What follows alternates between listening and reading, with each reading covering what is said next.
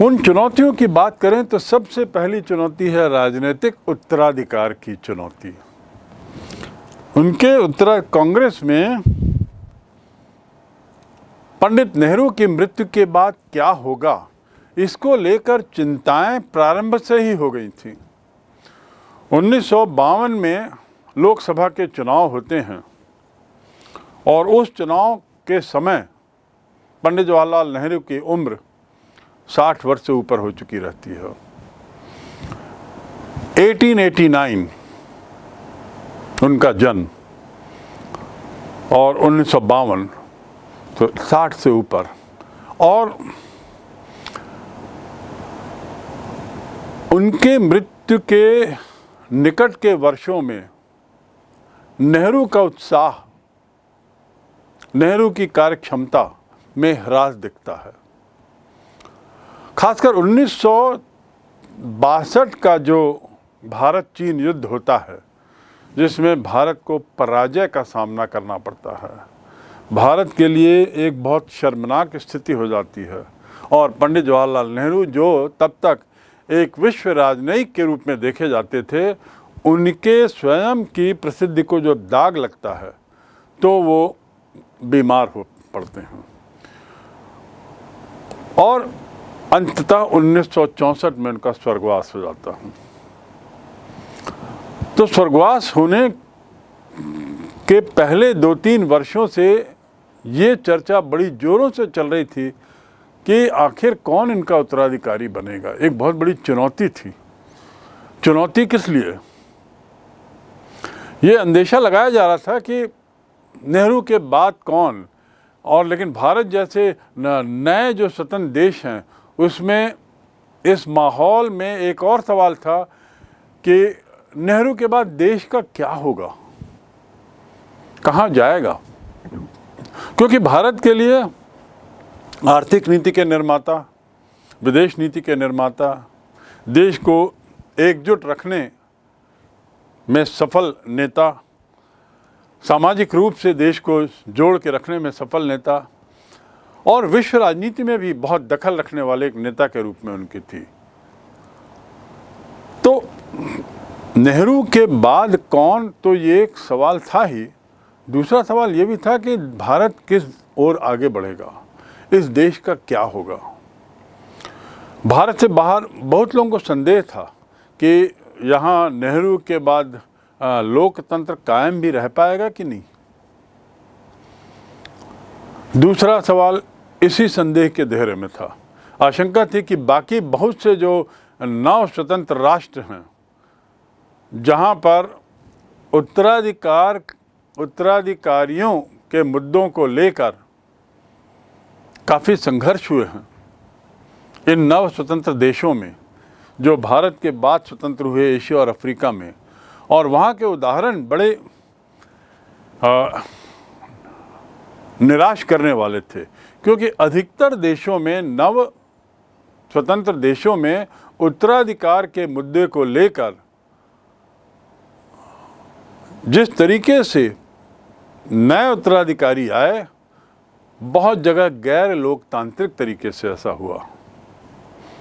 इसलिए शंका थी क्या भारत में भी नेहरू के बाद लोकतंत्र धराशायी हो जाएगा?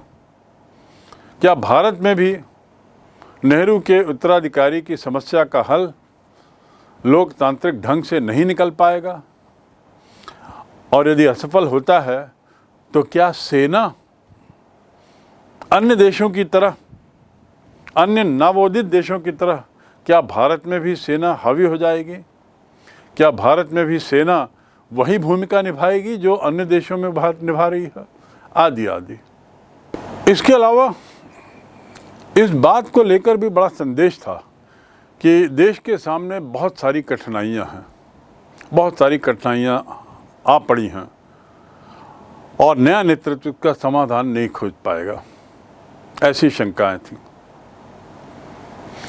कुल मिलाकर नेहरू के मुद्दे को लेकर पहला, उत्तराधिकारी कौन, दूसरा, देश किस दिशा में जाएगा ये चिंता, और यदि दिशा की बात करें तो लोकतांत्रिक दिशा में या गैर लोकतांत्रिक, और तीसरा जो था उसके देश की स्वयं की अपनी समस्याएं, जो बहुत सारी कठिनाइयाँ आ गई थी। कुल मिला के इस सब बिंदुओं को यदि हम देखें तो बड़ी चिंताएं थी कि क्या इन समस्याओं का समाधान हो पाएगा।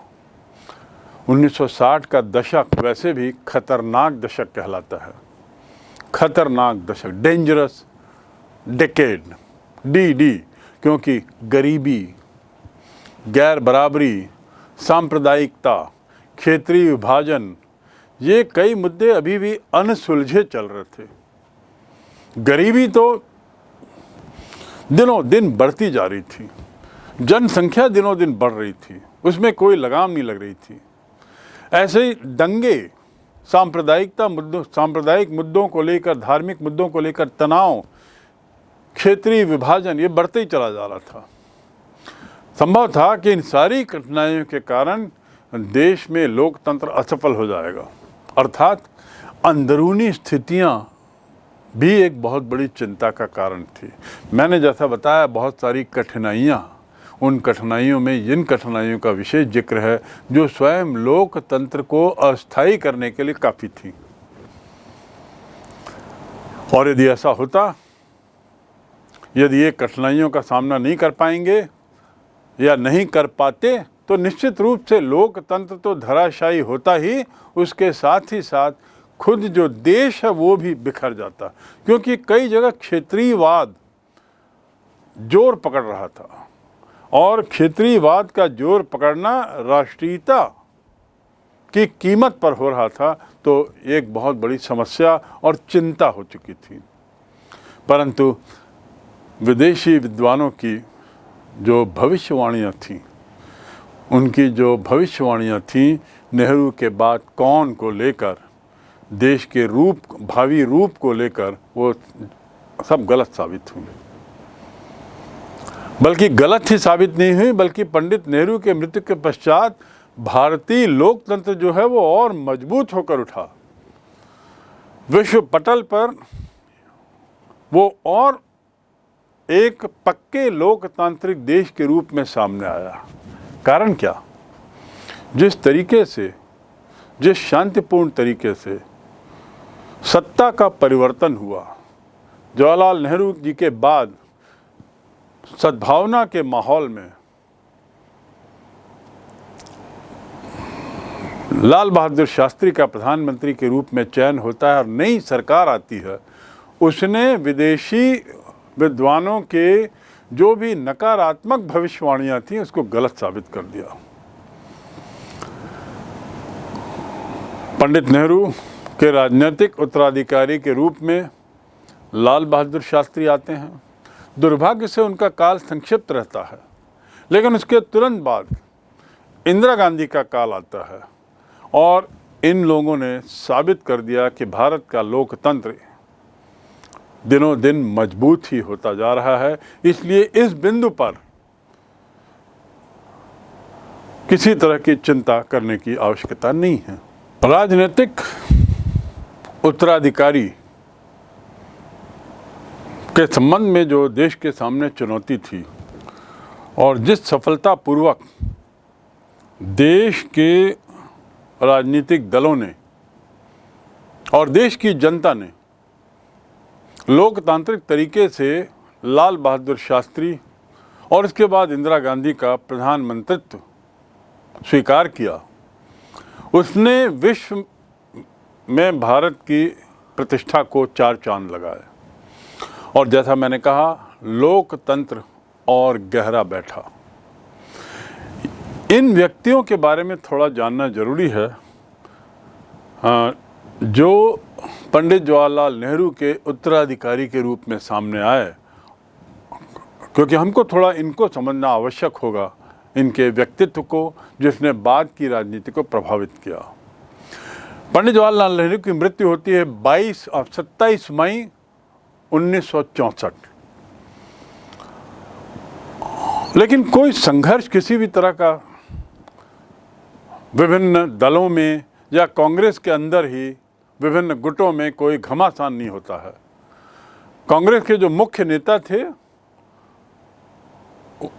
वो लोग किसी बात पर यदि एक मत नहीं थे तो अंत में तय करते हैं कि एक मध्यम मार्गी नेता को प्रधानमंत्री बनाया जाए, और लाल बहादुर शास्त्री का नाम सामने आता है। और इस घटना से ये संदेश पूरी दुनिया को जाता है कि कांग्रेस पार्टी जो है वो राजनीतिक दृष्टि से परिपक्व पार्टी है। संकट के समय एकजुट रहना, इस बात को मद्देनजर रखते हुए यदि अंदर के गुटों में ही किसी तरह का विरोधाभास है तो कम से कम इस बात पे सहमति है कि हम एक मध्यम मार्गी को देश का प्रधानमंत्री बनाएं, तत्कालीन स्थितियों को देखते हुए। भारत पंडित जवाहरलाल नेहरू के पश्चात लोकतंत्र और संसदीय प्रणाली में गहरा विश्वास दिखाते हुए लाल बहादुर शास्त्री को प्रधानमंत्री बनाया जाता है और 9 जून 1964 को वो पदभार ग्रहण करते हैं। नेहरू के मंत्रिमंडल में लाल बहादुर शास्त्री का जो भूमिका थी वह बहुत अहम थी। वे एक समझौताकर्ता के रूप में जाने जाते थे, एक संसदीय प्रणाली में विश्वास करने वाले व्यक्ति जाने जाते थे, समाजवादी माने जाते थे और साथ ही मृदुभाषी लेकिन दृढ़ संकल्पी, मृदुभाषी और दृढ़ संकल्पी, ये उनकी बहुत बड़ी क्वालिटी थी। नेहरू के ही आग्रह पर उन्होंने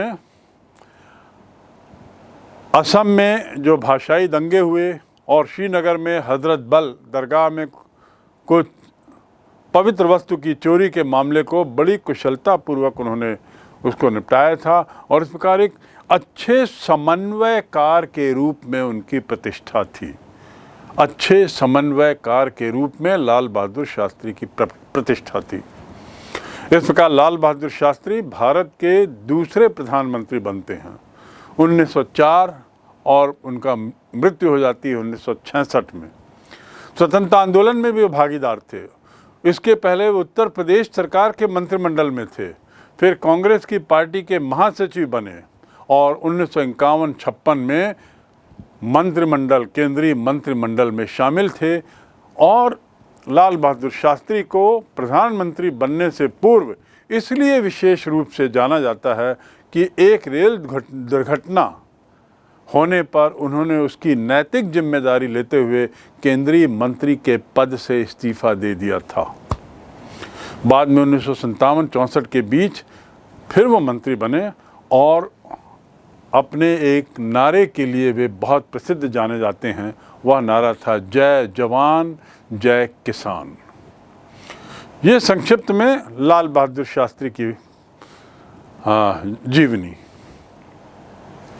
जब लाल बहादुर शास्त्री प्रधानमंत्री बनते हैं तो उनके सामने कई विकट समस्याएं रहती हैं, कई विशाल समस्याएं उनके सामने थी। एक समस्या तो ये थी ही कि नेहरू के बाद किसी को भी प्रधानमंत्री के रूप में देश के द्वारा भावनात्मक रूप से स्वीकार किया जाना एक बहुत कठिन काम था। दूसरा, अकाल की स्थिति और उस अकाल के कारण जो खाद्यान्न की कमी की समस्या से देश गुजर रहा था वह बहुत तकलीफदेह दशक था। उस दृष्टि से परिणाम क्या होता है कि प्रधानमंत्री बनते ही लाल बहादुर शास्त्री कृषि उद्योग में सबसे ज़्यादा ध्यान देते हैं और इसीलिए जय जवान जय किसान का नारा उनका चलता है। बहुत सरल उदार छवि के कारण पाकिस्तान ने उसका फ़ायदा उठाने की कोशिश की, भारत को डराने का प्रयास किया और यहाँ तक कि 1965 में जम्मू कश्मीर पर आक्रमण भी कर दिया। परंतु शास्त्री जी की सूझबूझ, उनका नेतृत्व बहुत साहसपूर्ण था और युद्ध में न विजयी बल नहीं हुए बल्कि विश्व मंच पर उन्होंने भारत की सैनिक क्षमता को सामने रख दिया। सोवियत संघ के प्रयासों से 1966 में भारत पाकिस्तान के बीच ताशकंद समझौता होता है। ताशकंद तत्कालीन सोवियत संघ का एक शहर था। वहाँ पर कोसिगिन जो सोवियत संघ के प्रधानमंत्री थे, उनके आमंत्रण पर अयूब खान, पाकिस्तान के तत्कालीन सेनाध्यक्ष जनरल, और भारत से लाल बहादुर शास्त्री वहाँ एक समझौता करते हैं और जिसे हम ताशकंद समझौता कहते हैं। लेकिन दुर्भाग्य से इस समझौते के तुरंत बाद वहीं ताशकंद में ही लाल बहादुर शास्त्री की बड़े संदिग्ध स्थितियों में मृत्यु होती है। लगभग 20 महीने वो प्रधानमंत्री रहे, परंतु इस छोटे से काल में उन्होंने देश की जिम्मेदारी बखूबी निभाई। इसके बाद शास्त्री जी की जो असामयिक मृत्यु होती है, नेहरू की मृत्यु के साथ नेहरू की मृत्यु और शास्त्री की मृत्यु में एक अंतर है। नेहरू की मृत्यु का अंदेशा लोगों को इस दृष्टि से हो चुका था कि भारत चीन युद्ध के बाद यानी 1962 के बाद से नेहरू स्वयं बहुत कमज़ोर हो चुके थे, शारीरिक और मानसिक रूप से। ऐसा लग रहा था कि उनकी क्षमता में गिरावट आ रही है और इसलिए देश अपने को तैयार कर रहा था और इसीलिए वो चिंता बार बार हो रही थी कि नेहरू के बाद कौन। वो मृत्यु और शास्त्री की मृत्यु, लाल बहादुर शास्त्री की मृत्यु निश्चित रूप से असामयिक थी, अनएक्सपेक्टेड थी। इसके लिए देश तैयार नहीं था। उनकी इस मृत्यु के पश्चात तुरंत ये समस्या सामने आई, पुनः ये प्रश्न सामने आया कि देश का प्रधानमंत्री कौन। अधिकांश कांग्रेस नेताओं की राय थी कि नेहरू की बेटी को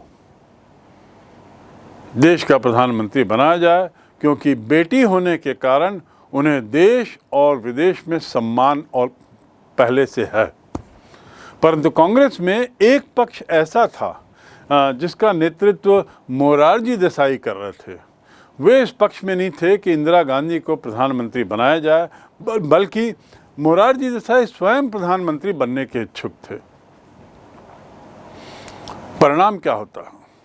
कांग्रेस प्रणाली के तहत, अपनी वही पूर्व परिचित प्रणाली के तहत कांग्रेस के अंतर्गत मतदान होता है, मतदान विभाजन का सुझाव होता है और 19 जून 1966 को कांग्रेस में नेतृत्व को लेकर पहली बार मतदान। और ये मतदान एक बड़ा ऐतिहासिक क्षण था। यह कांग्रेस के लिए और देश के लिए, दोनों के लिए बड़ा ऐतिहासिक था, क्योंकि नेहरू के काल में ऐसे मत विभाजन की नौबत कभी नहीं आई। विभाजन की नौबत तो दूर, लोग करने की बात तो दूर, लोग सोचते भी नहीं थे कि इस तरह का कुछ मत विभाजन कभी होने की आवश्यकता पड़ सकती हो। चूँकि ऐसा हुआ और पहली बार हुआ, इसलिए एक बड़ी ऐतिहासिक घटना थी। इस मत विभाजन में इंदिरा गांधी के पक्ष में 155, इंदिरा गांधी के पक्ष में 355 और विपक्ष में 169 मत पड़ते हैं। मैं पुनः दोहरा दूं, 355 बनाम 169, और स्पष्ट पता लगता है कि दल के अधिकांश नेता श्रीमती इंदिरा गांधी के पक्ष में हैं। कई कारणों से वे पंडित जवाहरलाल नेहरू की बेटी इंदिरा गांधी को देश का प्रधानमंत्री बनाना चाहते थे और 1967 में होने वाले लोकसभा के चुनाव में भी ये साबित हो गया कि श्रीमती इंदिरा गांधी जनता की सर्वप्रिय नेता हैं और इस प्रकार वह लोकतांत्रिक तरीके से पुनः 1967 में प्रधानमंत्री बनती हैं। पहले तो लाल बहादुर शास्त्री की असामयिक मृत्यु के समय पार्टी के लोग मतदान करके प्रधानमंत्री बनाते हैं इंदिरा गांधी को। बाद में 1967 का जब लोकसभा का चुनाव होता है, उसमें प्रधानमंत्री के रूप में इंदिरा गांधी का वर्चस्व स्थापित होता है। अपने प्रधानमंत्री काल में इंदिरा गांधी ने ऐसे कई काम किए जिसे हम बहुत प्रगतिशील कह सकते हैं। खासकर कृषि के कार्यों में, गरीबी हटाने की योजनाओं में उन्होंने गरीबी हटाने के लिए बहुत बड़ा कार्यक्रम घोषित किया और गरीबी हटाओ का नारा देते हुए उन्होंने कांग्रेस की उस नीति की ओर जनता का ध्यान आकर्षित करने में सफलता पाई कि कांग्रेस गरीब तबकों के लिए है, निर्धन के लिए है। इसके साथ ही सेना का आधुनिकीकरण किया। 1974 में पोखरण में ऐतिहासिक परमाणु विस्फोट किया। 1971 में बड़ी असामान्य परिस्थितियों में, जिसमें पाकिस्तान के 2 टुकड़े होने की कगार पर है, वहाँ पर उन्होंने एक बहुत अहम भूमिका निभाते हुए पूर्वी पाकिस्तान के बांग्लादेश बनने की घटनाक्रम में बहुत अहम भूमिका निभाई। उसके अलावा जो 1 लाख शरणार्थी, 1 लाख सैनिक और कई करोड़ शरणार्थी जो बांग्लादेश से भारत आ गए थे, उनके लिए भी उन्हें बहुत आर्थिक कठिनाइयों का सामना करना पड़ा। जो 1971 का निर्णायक युद्ध था, उसकी जीत में इंदिरा गांधी की प्रतिष्ठा, देश की प्रतिष्ठा विश्व में बहुत बढ़ गई और इस प्रकार हम कह सकते हैं कि पंडित नेहरू के बाद उनके राजनीतिक उत्तराधिकारियों को लेकर जो चिंता थी, वह चिंता गैर नाजायज साबित हुई। देश को कुशल नेतृत्व मिला, लाल बहादुर शास्त्री और इंदिरा के रूप में, और देश का विकास ही हुआ। इंदिरा गांधी का जन्म 1917 और मृत्यु 1984। 1966 से 77 तक और फिर 80 से 84 तक वह भारत की प्रधानमंत्री रहीं।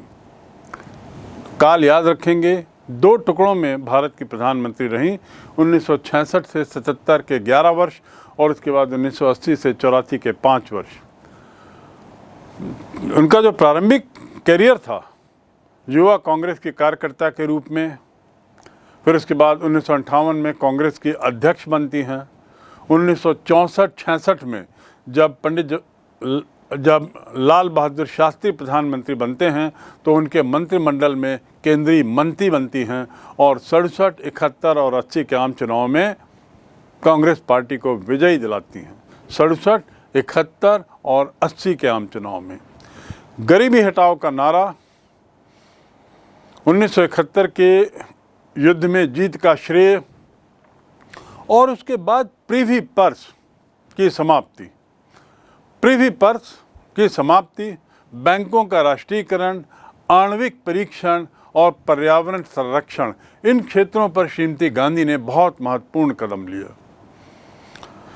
जवाहरलाल नेहरू की पुत्री होने के नाते प्रारंभ में जो इन्हें फायदा मिला, बाद के वर्षों में उन्होंने अपने व्यवहार से, अपने प्रधानमंत्री काल में अपने निर्णयों से ये साबित कर दिया कि उनका स्वयं का अपना एक वजूद है और विश्व राजनीति में भी इनकी काफ़ी पकड़ थी। दुर्भाग्य से 31 अक्टूबर 1984 को उनकी हत्या कर दी गई और इस प्रकार इंदिरा गांधी का प्रधानमंत्रित्व काल 1984 में समाप्त होता है। इंदिरा गांधी, जैसा मैंने बताया,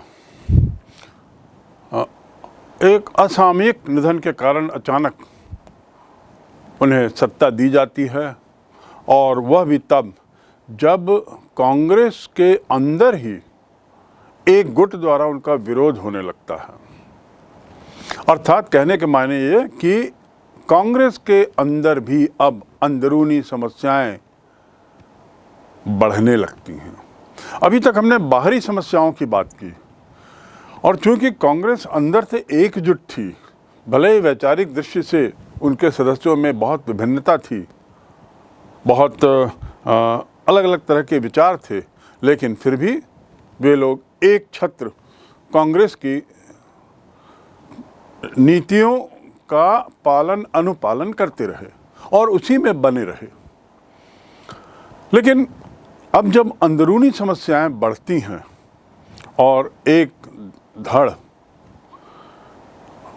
जिसका नेतृत्व श्री मोरारजी देसाई कर रहे थे, वो कुछ ऐसी मांग करता है जिसमें मतदान हो और फिर मतदान होता है आदि आदि, जिस घटनाक्रम का मैंने पूर्व में वर्णन किया है, तो ये बात स्पष्ट हो जाती है कि अब कांग्रेस की अंदरूनी समस्याएं भी बढ़ रही हैं। तो एक और हम देखते हैं कांग्रेस की बढ़ती समस्याएं, अंदरूनी समस्याएं, दूसरा देश के आर्थिक खाद्यान्न की समस्या, तीसरा इसके बाद जो समस्याएं आती हैं वो थी सैन्य आधुनिकीकरण की, क्योंकि भारत चीन से परास्त हुआ था और पाकिस्तान से विश्व युद्ध लड़ना पड़ा था। यद्यपि उसमें विजयी हुआ, लेकिन निश्चित रूप से अब सेना को आधुनिक बनाने की जरूरत थी, क्योंकि पड़ोस में अब दो दो शत्रु हमारे बैठे हुए थे।